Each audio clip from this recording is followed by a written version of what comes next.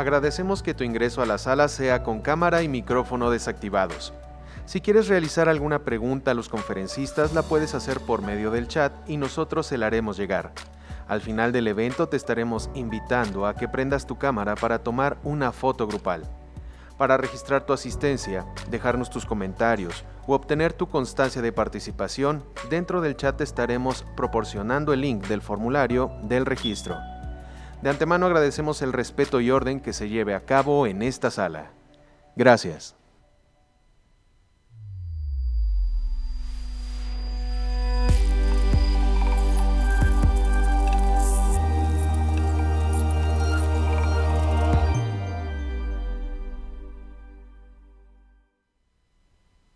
El Gobierno del Estado de Guanajuato, a través de la Procuraduría Ambiental y de Ordenamiento Territorial, les da la más cordial bienvenida a este Congreso Anual PAOT 2020, Ordenamiento Territorial y Administración Sustentable. En este Congreso queremos dar seguimiento a temas de gran importancia como lo son el ordenamiento territorial, residuos de obra, derecho ambiental, educación ambiental y corresponsabilidad empresarial.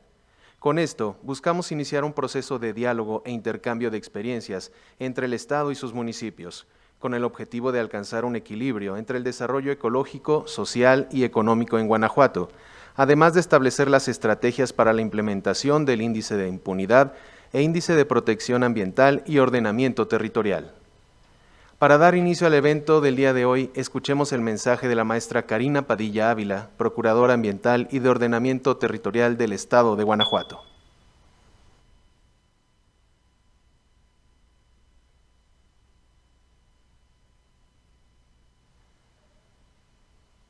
La escuchamos, maestra.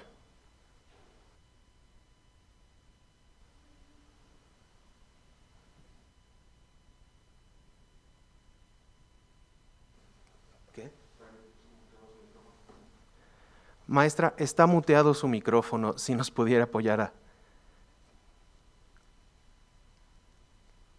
Listo. Muy buenas tardes. Muy buenas tardes a todas y todos los presentes. Permítanme darles la bienvenida con mucho gusto a este Congreso Anual PAOT 2020 y que el día de hoy, bueno, pues tendremos esta interesante conferencia que nos impartirá David Alberto Díaz Mata, hablar del acceso a la información y la participación desde la justicia en las políticas ambientales y urbanas. Creo que es un tema muy interesante y por supuesto será de interés de todos los que están participando en este momento. Y pues sin más preámbulos, bienvenidos y adelante, David. Muchísimas gracias por tu participación. Gracias, maestra Karina Padilla, por su mensaje.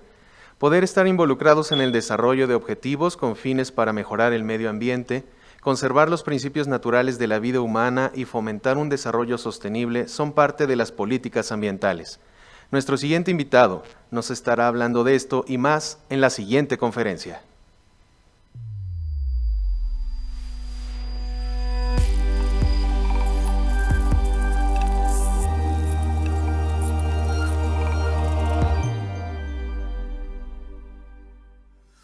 David Alberto Díaz Mata. Es licenciado en Derecho egresado de la Facultad de Derecho de la Universidad Nacional Autónoma de México, especialista en Derecho Ambiental por el posgrado de la máxima casa de estudios. Asimismo, cuenta con estudios de maestría en Política y Gestión Energética y Medioambiental por la Facultad de Ciencias Sociales, Flaxo, México. Titulado mediante el proyecto de intervención La mediación del sector hidrocarburos en México, un análisis sobre su idoneidad frente a conflictos socioambientales. Trabajo que fue reconocido con el tercer lugar de la 9ª edición 2019 del Premio Nacional de Investigación Social y de Opinión Pública del Centro de Estudios Sociales y de Opinión Pública, CESOP, de la Cámara de Diputados del Honorable Congreso de la Unión. En su trayectoria profesional, ha colaborado en diversas instituciones del sector público, privado y social relacionadas con el sector jurídico-ambiental. Actualmente forma parte del Centro Mario Molina para Estudios Estratégicos sobre Energía y Ambiente, presidido entonces por el Premio Nobel de Química, Dr. Mario Molina Pasquel, donde colabora como abogado en temas regulatorios relacionados con calidad del aire, ciudades sustentables y cambio climático. Bienvenido, David Díaz, te escuchamos con tu conferencia. Hola, buenas tardes a todos. Antes que nada, quiero agradecer a la Procuraduría Ambiental y de la Ordenamiento Territorial de Guanajuato, en particular a la Procuradora, su titular, la maestra Karina Padilla Ávila, al comité organizador, por la invitación a este Congreso Anual 2020. Bueno, no sé si puedan poner la presentación, por favor. Bueno, el tema que nos ocupa, que nos reúne el día de hoy, es el acceso a la información, la participación y la justicia en las políticas ambientales y urbanas. La siguiente, por favor.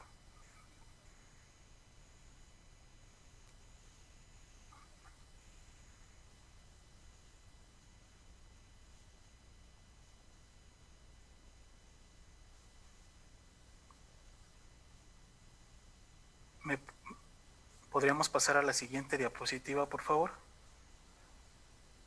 Sí, estamos trabajando en ello. Gracias, muy amable. Sí, David, perdón. No,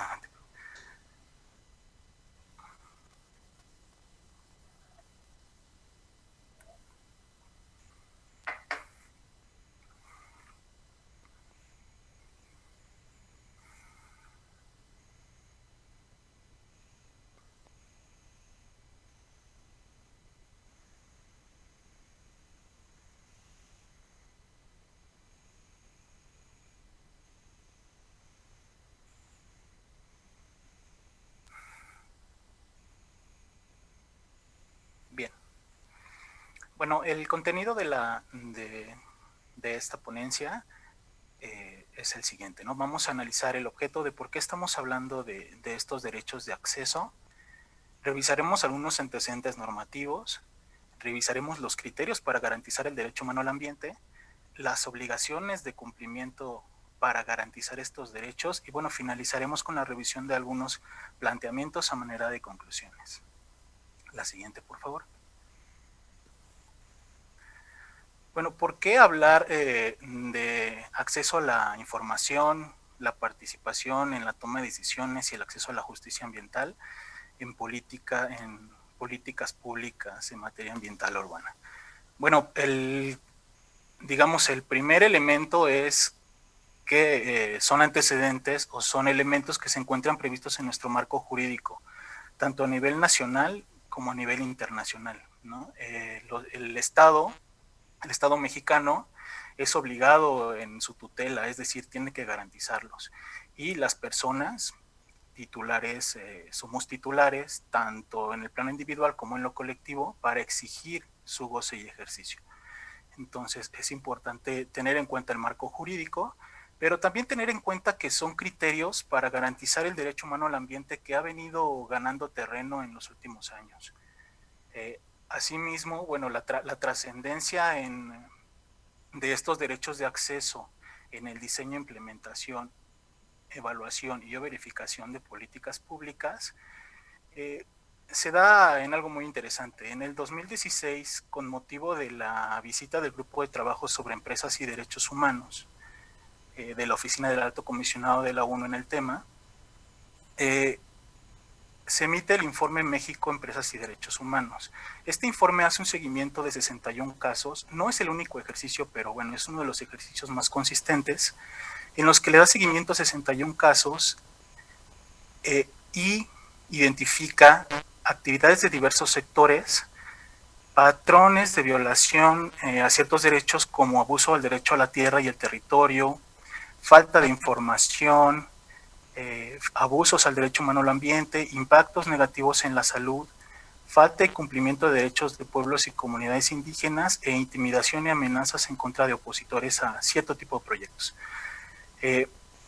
Esto pues nos obliga a este contexto, nos obliga a profundizar en qué herramientas pueden orientarnos hacia un enfoque de prevención de estas violaciones y justamente hablar de los derechos de acceso en el diseño, implementación y evaluación de políticas públicas nos puede llevar en esa dirección. La siguiente, por favor. Bueno, respecto de los antecedentes normativos, hay sobre los derechos de acceso, que por derechos de acceso me refiero a derecho a acceso a la información, la participación y el acceso a la justicia en asuntos ambientales, hay dos grandes antecedentes. El primero, la Declaración de Ríos sobre el Medio Ambiente y el Desarrollo, que data de 1992, donde el principio 10 de esa declaración buscaba asegurar que toda persona se le garantizara el acceso a la información, a la participación en la justicia en asuntos ambientales, a fin de garantizar no solo el derecho humano al ambiente, sino también garantizar un desarrollo sostenible, no solo de las generaciones futuras, presentes, sino de las generaciones futuras. 20 años después, en la revisión de esta declaración, de cómo íbamos avanzando en el cumplimiento de esta declaración, surge la Conferencia de las Naciones Unidas sobre el Desarrollo Sostenible Río +20, donde su marco institucional para el desarrollo sostenible, los estados acuerdan adoptar medidas a nivel regional, nacional, subnacional y local para promover este tipo de derechos en los asuntos ambientales que correspondan. La siguiente, por favor. Entonces, no hay que olvidar que, bueno, a nivel regional interamericano existen otros instrumentos que nos vinculan a estas obligaciones, como es la Convención Americana sobre Derechos Humanos, conocida comúnmente como Pacto de San José, pero sobre todo el Protocolo Adicional de San Salvador, que en el artículo 11 establece el derecho a un medio ambiente sano y establece que toda persona tiene derecho a vivir en un medio ambiente sano y contar con servicios públicos básicos. Esta disposición hace eco también en la Constitución Política de nuestro país, donde el artículo 4, párrafo 5, reconoce este derecho humano y además establece que el Estado debe garantizar el respeto a este derecho. También añadiendo que el daño y deterioro ambiental pues generará responsabilidad para quien lo provoque en términos de lo dispuesto por las leyes. La siguiente, por favor. En este contexto normativo es que, y regional además, de América Latina y el Caribe, es que surge este acuerdo regional sobre el acceso a la información, la participación pública y el acceso a la justicia en asuntos ambientales en América Latina y el Caribe, Acuerdo de Escazú, nombrado así porque se adopta en Escazú, Costa Rica, el 4 de marzo de 2018, México lo firma el 27 de septiembre de este mismo año, pero es apenas el 5 de noviembre pasado que el Senado, en acatamiento de lo que señala nuestra Constitución, avala el acuerdo en sesión plenaria. Entonces ya forma parte de nuestro marco jurídico nacional, ¿no? A reserva de, bueno, la correspondiente promulgación por parte del Ejecutivo Federal. ¿Qué podemos decir del acuerdo de Escazú? Bueno, pues es que es un acuerdo vinculante de la Conferencia de Río más 20, que además es el único instrumento hasta el momento que contiene disposiciones específicas sobre defensores de derechos humanos en asuntos ambientales, un asunto que en México pues apenas, ¿no?, estamos comenzando a trabajar, y su objetivo es recuperar la esencia del principio 10 de la Declaración de Río, y entonces el objetivo es garantizar la implementación plena y efectiva en América Latina y el Caribe de los derechos de acceso a la información, participación y acceso a la justicia, contribuyendo a la protección del derecho de cada persona, de las generaciones presentes y futuras, a vivir en un ambiente sano y, por supuesto, el desarrollo sostenible. La siguiente, por favor. Este tratado, bueno, es un tratado no solo de protección ambiental, también es un tratado que contiene derechos humanos. Es aquí lo interesante, ¿no? Y que estos derechos humanos están muy enfocados a los grupos y comunidades más vulnerables. Ahora bien, los derechos de acceso deben de interpretarse de manera interdependiente. Todos y cada uno se aplican de forma integral y equilibrada, reconociendo que contribuyen a la democracia, al desarrollo sostenible y los derechos humanos. Yo considero que es un instrumento innovador a nivel regional, en un contexto de crisis ambiental y conflictividad, así como de producción masiva y consumos de datos e información en el que estamos inmersos, y que pretende garantizar el derecho humano con miras a lo que viene, ¿no?, al esquema de desarrollo sostenible, con un enfoque en derechos humanos sin que nadie se quede atrás, fortaleciendo así el régimen democrático, ¿no? Eso es muy importante. En las generalidades del acuerdo, bueno, cada parte debe garantizar que toda persona pues goce de un medio ambiente sano, pero también debe velar por el libre ejercicio de los derechos de acceso, ¿no? Debe dar acceso a la información, debe dar acceso a la participación, debe dar acceso a la justicia. Debe adoptar todas las medidas que sean necesarias, ya sean de naturaleza legislativa, de naturaleza reglamentaria, administrativa u otra, en el marco de sus disposiciones internas. Deberá proporcionar.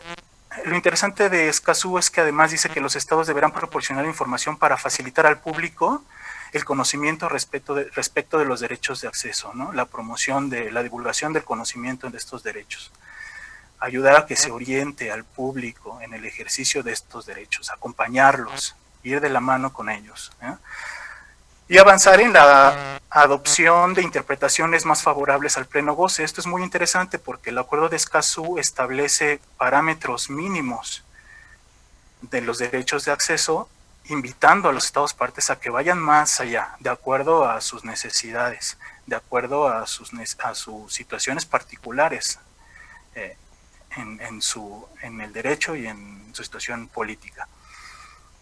Y por supuesto, pues alenta el uso de tecnologías de la información y de la comunicación, tales como los datos abiertos, ¿no?, para efectos de transparencia y rendición de cuentas, va de la mano. Podemos continuar con la siguiente, por favor. Respecto del derecho humano al ambiente. Bueno, el derecho humano al ambiente, como ya mencioné, ha venido ganando terreno, ¿no?, en nuestro marco legal. Su conceptualización, bueno, ha sido materia de estudio de diversos autores, donde se ha, digamos, se han enfocado en la cuestión de la tutela, en decir, bueno, el Estado es el encargado de garantizar estos derechos y en la exigibilidad. ¿Quiénes pueden exigir este derecho? pues los particulares o la sociedad, ¿no?, en lo colectivo. Tiene este derecho, como otros, tiene una profunda relación con el territorio, con las dinámicas territoriales, ¿no? Para efectos de esta presentación, nosotros recurrimos al término derechos ambientales para categorizar y distinguir aquellos sustantivos que se refieren a proteger cuestiones como acceso al agua, a la alimentación, a la salud, con aquellos que son de acceso como el derecho al acceso a la información, la participación y la justicia. Por supuesto, cada uno de estos tienen estándares de cumplimiento, que es lo que veremos más adelante. La siguiente, por favor. Bueno, entonces, el derecho humano al ambiente. En su contenido es un derecho que es inherente a la condición del ser humano e indispensable para alcanzar una vida digna. Digamos, su connotación, como decíamos, puede ser individual, es decir, todos somos titulares de ese derecho en lo individual.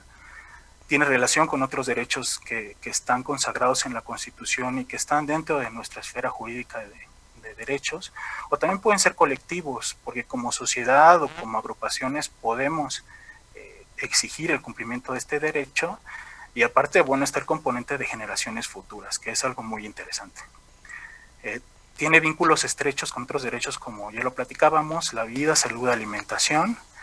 Y hay algo que me gusta mucho de este derecho, que en su disfrute implica una relación de interdependencia e interrelación entre las condiciones básicas que necesitamos para vivir, con la viabilidad de elementos no solo naturales, sino artificiales, ¿no? El maestro Brañes, que fue de los primeros en estudiar el derecho ambiental, él no solo se refería al entorno natural, sino al entorno artificial entendido como la ciudad. Entonces, para que tengamos condiciones básicas de vida, pues estos elementos naturales y artificiales deben ser viables. Es así como las personas, como nosotros las personas, tenemos la potestad para decidir y actuar sobre lo que pasa en nuestro entorno ante situaciones que repercuten o repercutirán en nuestra calidad de vida o en nuestros derechos conexos. De ahí el interés de informarse, de participar, de decidir, de acceder a la justicia. Al siguiente, por favor.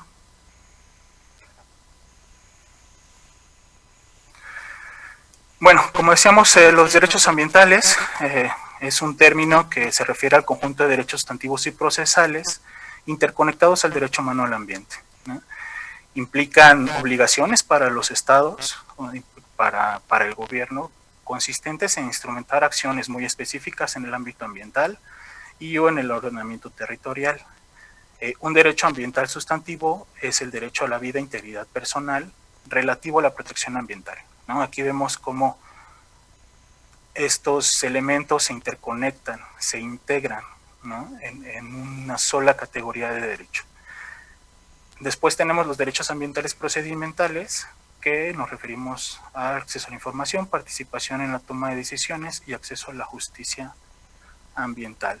Todos ellos están referidos pues en los tratados internacionales que México ha celebrado, en el Sistema Interamericano de Derechos Humanos y también en las interpretaciones que de ello ha dado la Suprema Corte de Justicia de la Nación, que en los últimos años ha venido ejerciendo un importante papel en darle contenido a estos derechos ambientales.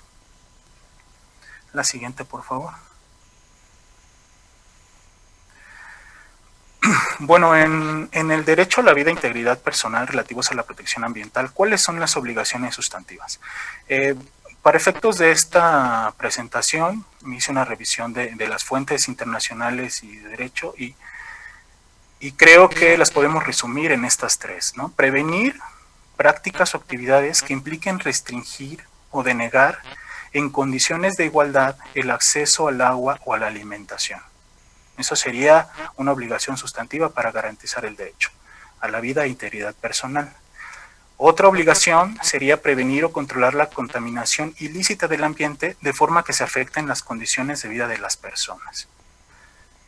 Otra obligación sería garantizar el acceso al agua y a la alimentación a personas o grupos que por razones ajenas a su voluntad no pueden acceder a ello por sí mismos. Entonces tenemos estas obligaciones sustantivas específicas que de manera interdependiente garantizan que las personas gocen del derecho a la vida e integridad personal relativas a la protección ambiental. La siguiente, por favor. Ya de lleno entrando en los estándares del Acuerdo de Escazú que platicábamos hace un momento, en las obligaciones procedimentales, bueno, tenemos que, me gustaría que conforme voy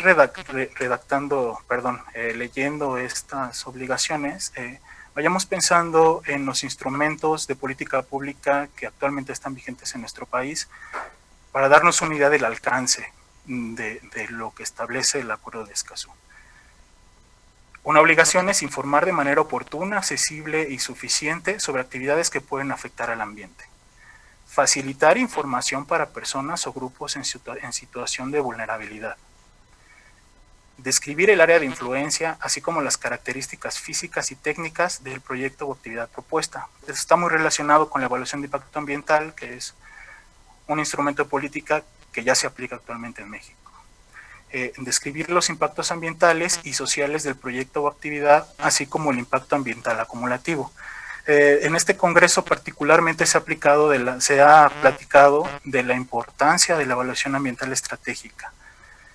Bueno, este acuerdo, digamos, retoma este tema, y algo muy interesante es que integra también los factores sociales a los factores ambientales, lo hace más integral. Describir las medidas previstas para dichos impactos es otra obligación procedimental. Presentar la información en un lenguaje no técnico y comprensible. Incluir informes y dictámenes públicos de organismos involucrados dirigidos a la autoridad pública vinculada al proyecto o actividad. Es decir, si tomamos como ejemplo la evaluación de impacto ambiental, donde el promovente solicita a la autoridad la autorización de la manifestación para un proyecto determinado, lo interesante de Escazú es que a esta relación entre promovente y autoridad agrega a otro actor, ¿no? Que serían los grupos vulnerables, grupos interesados, grupos de la sociedad civil. Entonces, las dinámicas de la información tendrán a cambiar, ¿no? Mientras en la relación promovente-autoridad hay un lenguaje técnico, digamos, que se maneja, ¿no? No solo dentro de la administración, sino dentro de las unidades técnicas de los promoventes, pues ahora esa comunicación tendrá que cambiar para que el otro actor o los otros actores también comprendan de lo que está pasando, de lo que está sucediendo con ese proyecto a realizarse. Lo mismo si es una iniciativa de política pública, una regulación, una norma, tendría que adecuarse también el mensaje, la información a estos grupos interesados para que lo comprendan. En la parte de informes y dictámenes públicos es muy interesante porque suma un actor más, ¿no? El sector académico o el sector de la organización civil. ¿Quiénes pueden emitir este tipo de informes en apoyo de la autoridad? La autoridad puede apoyarse en esos para tener una visión distinta, ¿no? Una perspectiva distinta de ello. Otra obligación específica dice: si la información está disponible, describir las tecnologías disponibles a utilizar y los lugares alternativos para realizar el proyecto o actividad sujeto a evaluaciones. Es decir, mi interpretación es: si la ejecución de este proyecto o la ejecución de esta política pública va a traer más costos que beneficios, costos no solo económicos, sino ambientales, sociales. Es decir, hay que buscar alternativas y eso debe informarse, ¿no? Si al final el costo-beneficio es bueno, entonces las evaluaciones pues no tendrán que tener ningún problema. Otra obligación específica es informar sobre las acciones de monitoreo en la implementación de los resultados de las medidas de estudio de impacto ambiental. Bueno, este punto está muy dirigido a la evaluación de impacto ambiental, pero aquí es muy importante el tratamiento que se le da a las acciones de monitoreo. Tradicionalmente, si las autoridades encargadas de la verificación no dan un seguimiento, esas acciones de monitoreo se quedan un poco en el olvido, ¿no? Ahora, lo que busca el Acuerdo de Escazú es que la autoridad que tiene las atribuciones pueda ser apoyada o pueda coadyuvar con la sociedad, que acompañe a la autoridad en la verificación de estas acciones de monitoreo y evaluación. Eso es muy importante, es muy innovador, ¿no? La siguiente, por favor. Bueno, eso respecto a las obligaciones de información. Respecto a al tema de la participación en la toma de decisiones ambientales, como estos derechos de acceso están interconectados uno con el otro, entonces volvemos a retomar, informar al público oportunamente sobre los procesos de toma de decisiones. En nuestro marco jurídico hay una práctica, bueno, en la práctica legal, cuando hay algún proyecto, por ejemplo, de diversos sectores o de diversas índoles, se comienzan a solicitar las autorizaciones, licencias, permisos, cambios de uso de suelo, zonificaciones que sean pertinentes. Después, si la legislación así lo indica, tendrás que someter a consulta ese proyecto o esa regulación. Escazú dice, ¿por qué hasta ese momento? ¿Por qué no desde antes? ¿Por qué no desde que empiece el proceso de toma de decisión? Es decir, desde que esté el proceso de toma de decisión para otorgar una autorización, una licencia, un cambio de uso de suelo, entonces desde ese momento tienes que informar al público y permitir su participación. Entonces tienes que garantizar la participación de las personas sin discriminación, de manera equitativa, y aquí es muy importante esta parte porque nos remite a platicar sobre cuestiones de equidad de género, de cómo participan las mujeres en condiciones equitativas con los hombres. Tiene que ser significativa, es decir, tiene que tener esa participación algún resultado. Ya no es que, bueno, te consulto, me das tu opinión, y al final tal vez esa opinión pues no llega a ningún lado. No, ahora sí tiene que tener un sentido final, una consecuencia final en la decisión.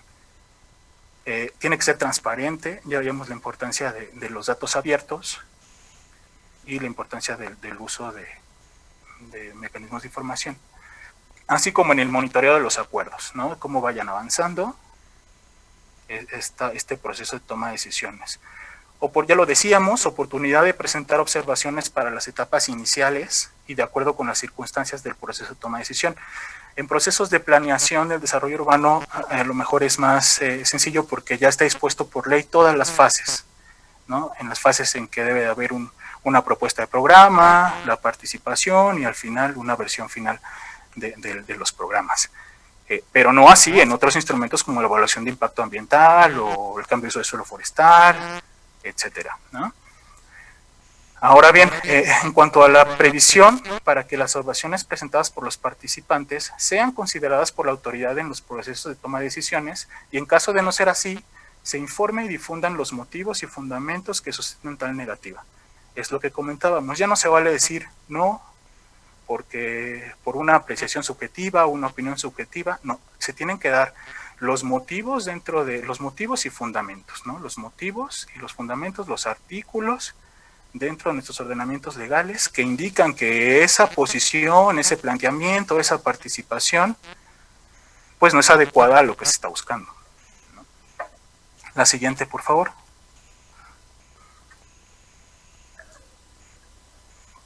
Bueno, llegamos por fin al tema del acceso a la justicia ambiental. ¿Qué nos dice el Acuerdo de Escazú respecto a las obligaciones procedimentales para garantizar este derecho? Nos dice, permite solucionar los conflictos de manera más simple, económica y pacífica, promueve la suscripción de acuerdos entre las partes interesadas en un conflicto. Esto es muy interesante. La justicia ambiental ha ido ganando también, ha ido, digamos, evolucionando en el terreno del derecho, ¿no? Antes los que nos queríamos dedicar al derecho ambiental nos decían, bueno, pues tienes que estudiar derecho administrativo, ¿no? Entonces, pues nos dedicamos al estudio del derecho administrativo, pero poco a poco la rama ambiental ha ido, digamos, independizándose de esa rama, ¿no? Entonces, ¿qué pasa con la justicia ambiental? Igual, ¿no? Empieza en el ámbito administrativo, luego se traslada al penal, de temas de delitos ambientales, luego al orden civil, daños ambientales, por supuesto en el ámbito constitucional, con el amparo, pero ¿qué nos dice Escazú? Bueno, nos dice, busquemos mecanismos alternativos, como cuáles pueden ser negociación o mediación, ¿no? En otros países estos esquemas han sido, digamos, aplicados con mucha efectividad, porque digamos, sabemos los que somos abogados, los que están en esto de la vida jurídica, sabemos que recurrir a judicializar algún conflicto de repente suele ser bastante caro. En materia ambiental es complicado por la cuestión de las pruebas. No todo el mundo tiene acceso a una pericial en materia ambiental. No todos los jueces están habituados a trabajar con términos científicos o muy técnicos que necesitan que los expliquen otros especialistas, ¿no? Ingenieros, químicos, físicos, qué sé yo. Entonces ellos nos dicen, ¿por qué no, cuando hay un conflicto, las partes se sientan a platicar, ¿no? ¿Por qué no tratan de suscribir acuerdos para resolver un conflicto? Y es una práctica que en Bolivia, Perú, mismo Estados Unidos, han ido caminando muy bien, y en México como que esa parte no la hemos visto, no la hemos explorado lo suficiente. Con la entrada del Acuerdo de Escazú tal vez sea un buen momento para empujar este tipo de mecanismos, y que instituciones como la Procuraduría Ambiental del Ordenamiento Territorial de Guanajuato, o de la Ciudad de México, o de otras entidades federativas, por la cercanía que tienen con la gente, pueden tomar ese papel, ¿no? Ese papel de mediador, de conciliador.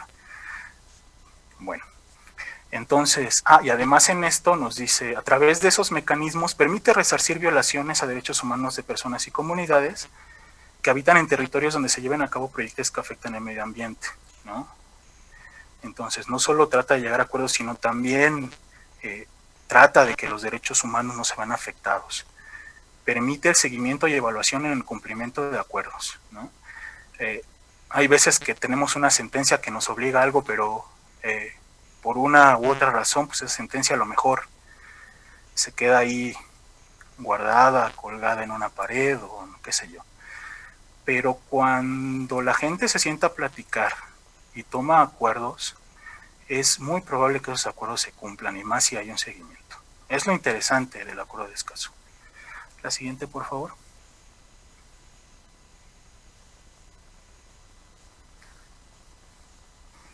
Bueno, entonces, pues ya vimos que si aplicamos este cóctel de estándares de participación en la toma de decisiones, acceso a la información, acceso a la justicia, en el diseño, implementación y evaluación o verificación de políticas públicas o de algún proyecto en diversos sectores, tal vez se eviten en la aplicación muchos problemas, ¿no? Porque pues a lo mejor hoy día se pretende aplicar una política que no informó del todo a los destinatarios o a quienes se verían afectados con esa medida, o no se les permitió la participación, ni mucho menos se diseñaron esquemas para tratar de solucionar esa conflictividad natural cuando hay intereses superpuestos, ¿no? Intereses opuestos entre una u otra parte. Entonces, yo, para efectos de esta presentación, a manera de un ejercicio muy simple, de ver cómo en el análisis de nuestras políticas públicas podemos aplicar estos estándares, me permití tratar de presentar unas tablitas. Bueno, estas tablitas funcionan. ¿Puede poner la siguiente, por favor? Por ejemplo, hagamos un ejercicio, ¿no? Nosotros, bueno, tenemos los derechos ambientales que platicábamos, ya sean sustantivos o procesales, nuestro criterio de cumplimiento, y le asignamos una clasificación, ¿no? Entonces, aquí, perdón, dice paso 3, pero es paso 2. Tenemos una lista de control para analizar la integración del derecho humano al ambiente en la política pública a analizar. Entonces, tenemos en esta columna nuestro esquema regulatorio de la política pública que queramos analizar. Su ley, su reglamento, lineamientos, tal vez el programa en sí. Y en la columna de la derecha tenemos los derechos ambientales que platicamos hace un momento, tanto el de vida e integridad personal relativa a la protección ambiental, como el acceso a la información, participación pública, participación en la toma de decisiones y el acceso a la justicia, ¿no? Y entonces le asignamos un criterio y podemos poner la siguiente, por favor. Y hacemos una evaluación, ¿no? Ponemos el criterio que asignamos, el valor que asignamos.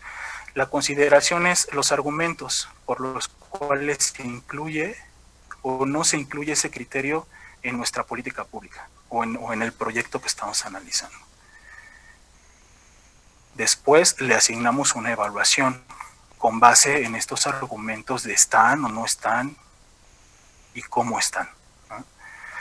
Al final podemos hacer un paso siguiente donde pongamos, ya una vez evaluado, digamos, cómo estamos, ¿no? ¿Cuál es nuestro estado actual? Bueno, pues la realidad primera es que no se integró bien la obligación de informar oportunamente o de poner el contexto de la información en lenguaje no técnico y comprensible. Bueno, entonces diseñemos alguna estrategia para contrarrestar esta realidad, ¿no? Como una especie de control para ir trabajando poco a poco con estos criterios que nos indica el acuerdo de Escazú.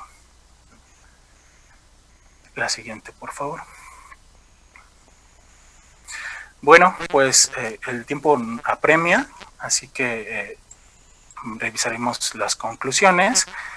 El acuerdo de Escazú yo considero que es el instrumento más innovador a nivel regional en materia de derechos de acceso. Creo que incluso va a tener repercusiones en la implementación de otros acuerdos multilaterales signados por México en materia de cambio climático, de biodiversidad, de desertificación, etcétera. Donde se tienen que, al tener que implementar estos acuerdos, bueno, se tienen que abrir los canales para estos derechos de acceso en esos mecanismos a nivel nacional y subnacional. Incorporar estos derechos de acceso en el diseño e implementación de los diversos instrumentos de política ambiental urbana puede ayudar a muchos problemas ya cuando se quieren aplicar, ¿no? Por ejemplo, estos criterios solventarían ciertas deficiencias en materia de acceso a la información y la participación, como inequidad de género, discriminación, que no se atienda a las personas vulnerables o no se les da voz, etcétera, ¿no? Esta situación también se presenta en el desarrollo de iniciativas, políticas y proyectos de infraestructura de diversos sectores que inciden en el ambiente o en la ciudad. Desde mi punto de vista, enriquece los procesos de planeación de desarrollo urbano. Si bien ya eran muy robustos en tema de participación, pues ahora se enriquecen y nos invita a ir mucho más allá y explorar nuevos caminos para fortalecer la participación en la información. El acuerdo de Escazú también nos invita a innovar y enriquecer la justicia ambiental.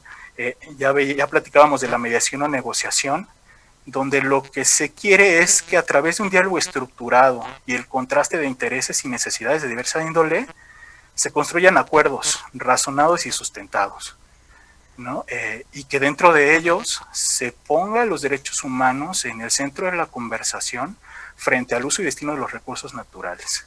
Es una oportunidad que debemos darnos como país, explorar este tipo de diálogo. Últimamente vivimos en un tiempo donde hay mucha polarización. Necesitamos darnos espacio a un diálogo estructurado y poner los intereses opuestos sobre la mesa. En materia ambiental es importantísimo. Subyace la falta de una política pública enfocada en esto, en la prevención y gestión de conflictos socioambientales a través de un diálogo estructurado y participación informada que tenga como objetivo garantizar el derecho humano de personas y comunidades, pero que también permita que se lleven a cabo las inversiones y proyectos que en el sector urbano o ambiental son necesarios y muchas veces son viables y que muchas veces no se llevan a cabo por cuestiones ajenas al mismo. Los criterios del acuerdo de Escazú pueden ser considerados, desde mi punto de vista, como estándares para el diseño e implementación de políticas públicas en materia ambiental y urbana. pero también pueden utilizarse de manera para desarrollar indicadores que nos ayuden en su evaluación y verificación. Los estándares del Acuerdo de del Acuerdo de Escazú nos invitan a revisar nuestro marco legal, ¿no? ¿Cómo está? Nuestros instrumentos de política pública en materia ambiental urbana, a fin de determinar cómo estamos y hacia dónde debemos apuntar en materia de gobernanza ambiental y urbana, ¿no? Es una excelente oportunidad, es un excelente ejercicio para ello. Y bueno, subyace, la última es, si bien los derechos de acceso son de carácter procedimental, es decir, son los canales por medio de los cuales nosotros hacemos exigible, gracias, se me olvidó decirte la siguiente, son los canales para hacer exigible el derecho humano al ambiente.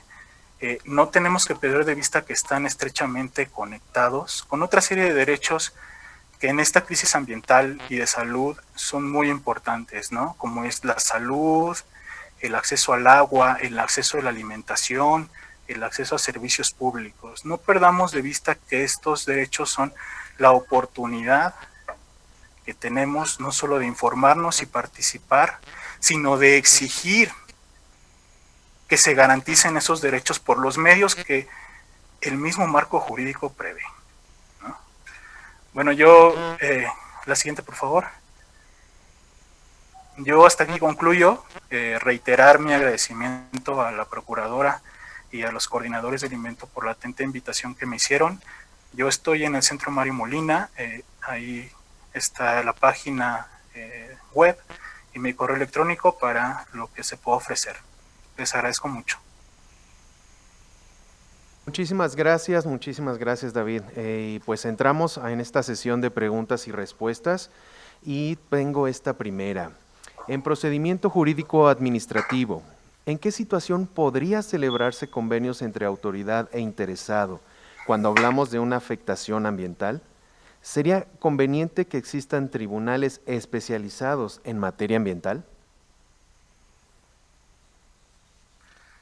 Respecto de gracias por la pregunta. Respecto de los acuerdos o convenios, es una práctica que ha sido recurrente y a mí me parece que es buena, que debe de utilizarse más, porque esto da una señal de que importa el Estado de Derecho, ¿no? De que el Estado de Derecho ambiental importa y nos sujetamos a la ley, nos sujetamos ya a los criterios que la autoridad, que es el órgano encargado de velar por el incumplimiento de la ley ambiental, nos impone. Entonces, creo que estas prácticas puede criticarse que a veces se pone a negociar el daño ambiental, pero yo creo que más bien debemos de verlo desde otra perspectiva, ¿no? Desde la perspectiva de que nos sujetamos al Estado de Derecho ambiental y que lo que queremos es que salgan adelante los procedimientos en todas las materias relativas al orden ambiental. Respecto de tribunales ambientales, muchos de mis colegas opinan que es necesario que en México haya tribunales especializados. Yo creo que más bien debemos haber más gente especializada y más operadores del derecho especializados en cuestiones ambientales, que sepamos comunicar a los juzgadores la relevancia y la trascendencia de estas decisiones.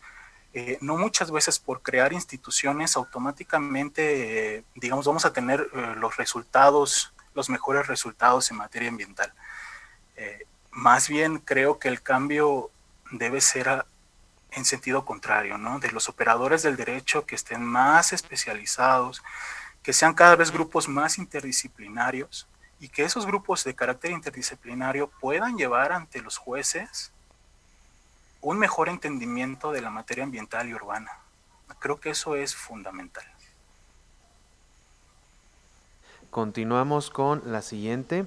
En contexto con los derechos humanos, ¿qué obligaciones tendrían las personas para realmente hacer valer su derecho a un medio ambiente sano? ¿Qué obligaciones? Bueno, hablamos de derechos. Las obligaciones corren a cargo del Estado yo diría, si nosotros como ciudadanos nos impusiéramos obligaciones para poder hablar de derecho, creo que una obligación sería acatar pues, los ordenamientos ambientales y urbanos. Desde la perspectiva del ciudadano es donde tiene que nacer esta actitud por respetar el Estado de Derecho, porque es las normas que hemos acordado y son las únicas formas en que podemos convivir de manera pacífica, ¿no? El Estado es el obligado a todas estas obligaciones procedimentales que vimos, es el obligado a implementarlas para garantizar nuestro derecho. Eso sí tenemos que tenerlo muy claro, ¿no? Debemos dirigir hacia allá nuestros esfuerzos, pero también como ciudadanos pues debemos de acatarnos esas reglas que pues previamente preestablecimos y aceptamos, ¿no?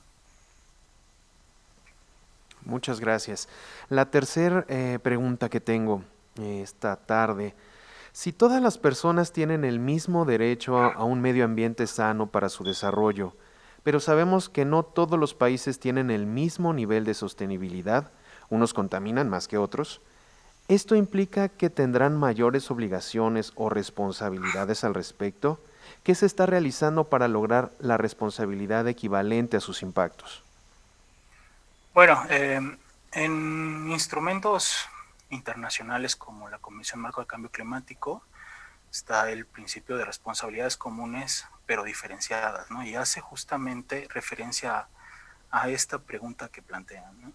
Cómo los estados en diversas categorías de acuerdo a la emisión de gases de efecto invernadero que tradicionalmente han emitido, pues tienen obligaciones distintas a los que han emitido menos emisiones, menos gases GI. Entonces, adecuarnos a este tipo de principios es una buena manera de atender estas diferencias, ¿no? Porque parecería que se está haciendo una distinción arbitraria, pero no es así, ¿no? Esa obligación está en función de qué tanto contaminas, qué tanto has contaminado en relación con lo que lo he hecho yo. Entonces, ahí ese principio es muy útil para este tipo de situaciones, que es un principio general y puede aplicarse en otras materias, por ejemplo, en agua, ¿no? ¿Quién utiliza más agua que otra persona? Aguas arriba, aguas abajo, en materia de calidad del aire. ¿Quiénes son los principales emisores de contaminantes a la atmósfera, ¿no? ¿Y quiénes son los que reciben las consecuencias directas en su salud de esa contaminación atmosférica? Estos principios generales nos ayudan mucho. De repente, como no están en ley, en un artículo específico, los dejamos de lado, pero vale la pena recuperarlos para tratar de responder estos cuestionamientos que no son sencillos, no son cuestiones no solo de justicia, sino éticas incluso, y políticas, ¿no? Muchísimas gracias, David. Por cuestiones de tiempo, pues finalizamos la sesión de preguntas y respuestas, agradeciendo a todas y todas por su participación. A continuación, tenemos unas palabras de la Procuradora maestra Karina Padilla Ávila. Adelante, maestra. Pues de parte de todo el equipo de la Procuraduría Ambiental de Guanajuato, agradecemos su participación a David Díaz del Centro Mario Molina por esta participación en el Congreso Anual de Ordenamiento Territorial y Administración Sustentable con este importante tema que hoy está tan vigente, el acceso a la información, por supuesto, a la participación y que con ello, bien lo decías, David, exigir también en este tema los derechos, ¿no? Que es el acceso a la justicia. Y bueno, pues esto obviamente tiene un impacto directo en la vida de todos los seres humanos y de ahí su importancia, me parece, en mejorar las políticas públicas, tanto en materia ambiental como en materia urbana. Entonces, me parece que el día de hoy nos has compartido información muy importante y pues muchas gracias por ello. Muchísimas gracias y esperamos, por supuesto, vernos nuevamente. Al contrario, muchas gracias a todos por su atención. Gracias. Gracias, maestra Karina. Y pues David, queremos agradecerte por la información que hoy nos has presentado, otorgándote este reconocimiento al que me permito darle lectura. La Procuraduría Ambiental y de Ordenamiento Territorial otorga el presente reconocimiento a maestro David Alberto Díaz Mata por su conferencia El acceso a la información, la participación y la justicia en las políticas ambientales y urbanas, Firma, licenciada maestra Karina Padilla Ávila, Procuradora Ambiental y de Ordenamiento Territorial del Estado de Guanajuato, diciembre 2020. Muchas gracias, David. Gracias, hasta pronto. Hasta pronto. A todos nuestros asistentes los invitamos a que en este momento enciendan sus cámaras. Nos encantaría contar con la participación de todos y puedan, por favor, dejar junto con todos nosotros una huella con la foto grupal que queremos conservar como recuerdo de este evento que estamos llevando de manera virtual.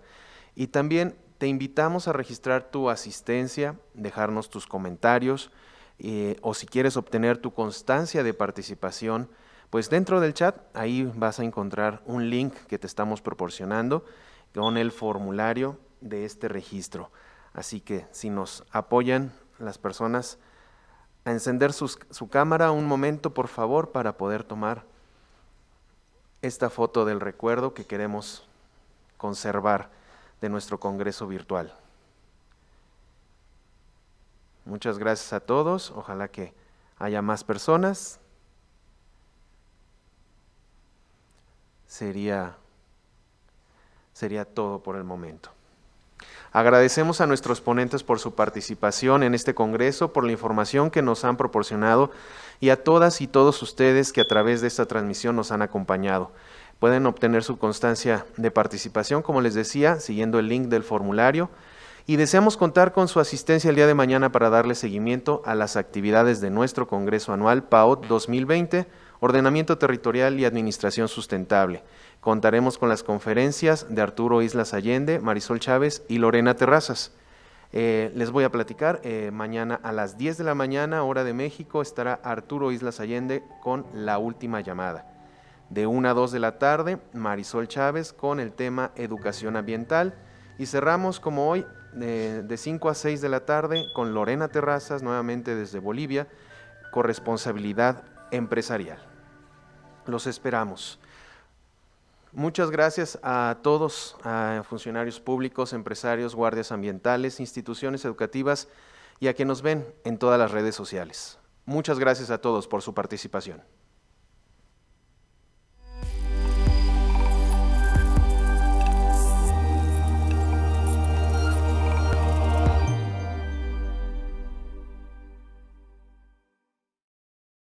Guanajuato, Grandeza de México, Gobierno del Estado.